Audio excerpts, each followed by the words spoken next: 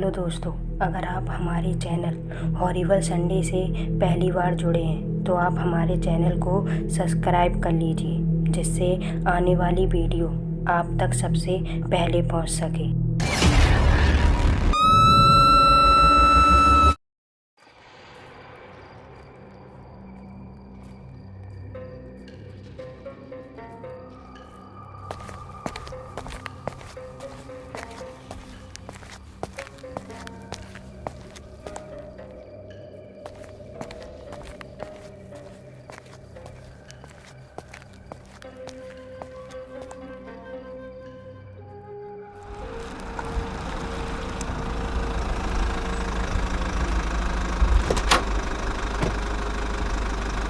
करण अपने काम के सिलसिले से रायगढ़ आया हुआ था। वो सुबह 4 बजे अपनी जगह पहुंच गया था। उसने अपनी गाड़ी एक होटल के सामने खड़ी कर दी और रिसेप्शन पर जाकर चाबी ले ली। करण चाबी लेकर अपने कमरे की तरफ चला गया। होटल काफ़ी आलीशान बना हुआ था। होटल की बनावट पूरी तरह से पुराने ज़माने के अनुसार थी। करण को वो होटल बहुत ही अच्छा लग रहा था। वो अपने कमरे में पहुंचा। उसने नहाने के बाद थोड़ी देर कमरे में आराम किया और अपनी शराब की बोतल निकाली और पीने लगा। तभी उसे ऊपर की छत से ढोल बजने की आवाज़ सुनाई दी। करण ने उसे नज़रअंदाज किया और फिर शराब पीने लगा, लेकिन अब ढोल नगाड़े की आवाज़ बहुत तेज़ से आने लगी थी।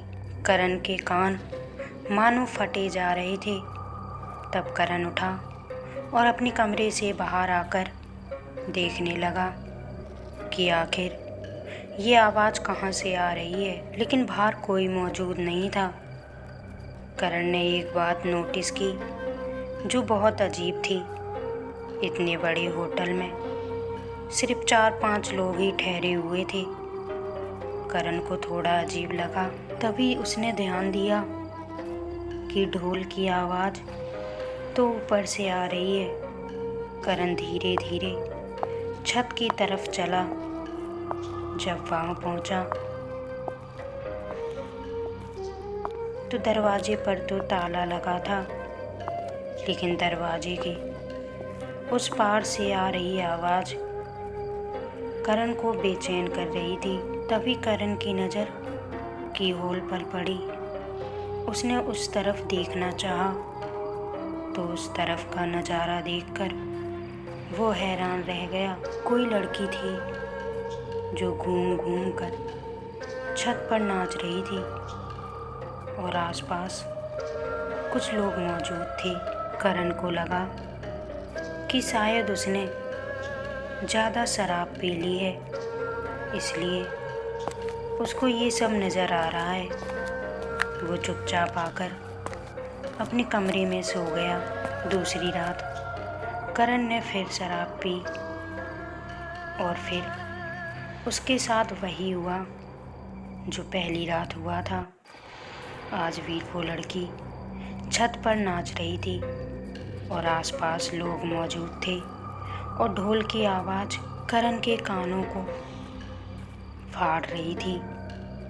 ऐसा लग रहा था जैसे अभी उसके कानों से खून निकल पड़ेगा।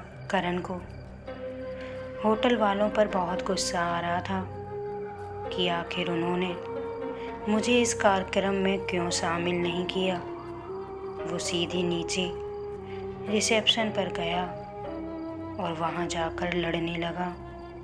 तब वहाँ मौजूद होटल के लोगों ने कहा कि उन्होंने कोई कार्यक्रम नहीं करवाया है। ये सुनकर करण के होश उड़ गए। वो हैरान था कि पिछले 2 दिनों से उसके साथ आखिर क्या हो रहा है। अगले दिन करण ने ठान लिया था कि वो आज शराब नहीं पिएगा। वो जानना चाहता था कि आखिर ये सब उसके साथ क्यों हो रहा है। लेकिन जैसे ही वो जीने के दरवाजे पर पहुंचा, आज कोई भी ढोल नगाड़े की आवाज़ नहीं आ रही थी। एकदम शांति फैली हुई थी, ऐसी शांति कि किसी का भी दिल दहल जाए। एकदम गहरा सन्नाटा हर तरफ छाया हुआ था। तब करण ने कीहोल में से देखा तो उस तरफ सब कुछ लाल नजर आ रहा था। 1 सेकंड के कम समय के लिए अंधेरा होता और वही लाल लाल फिर से दिखाई पड़ता। कई बार ऐसा ही हुआ। करण वापस आ गया। आज उसका यहाँ आखिरी दिन था। उसने अपना सामान पैक किया और रिसेप्शन पर गया।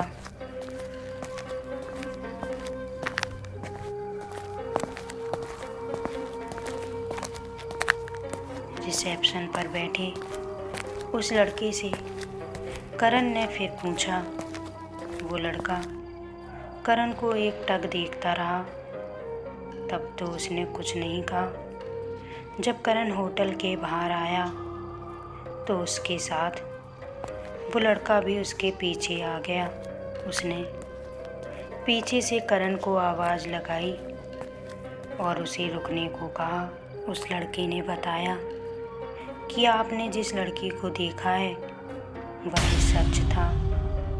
होटल पहले ज़माने में एक महल हुआ करता था, जिसे अब होटल में बदल दिया गया है। वो लड़की इस महल में रहने वाले राजा की बेटी थी, जिसकी आंखें पूरी तरह से लाल थीं। इसलिए राजा उसे हमेशा छुपा कर रखता था। वो उसी लड़की की आत्मा है जो आज भी इस होटल में मौजूद है। इसलिए तो इस होटल में ज़्यादा लोग ठहरते नहीं हैं। तब करण को सब कुछ समझ आ गया। तभी करण ने उसे बताया, कल जब मैं वहाँ गया था तो वहाँ एकदम सन्नाटा था। बस सब कुछ लाल नज़र आ रहा था।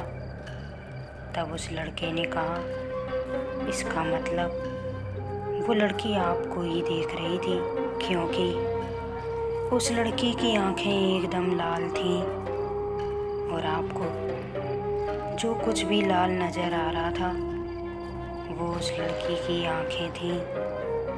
करण की रूह कांप गई ये सोचकर कि कल वो अपनी मौत के कितने करीब था।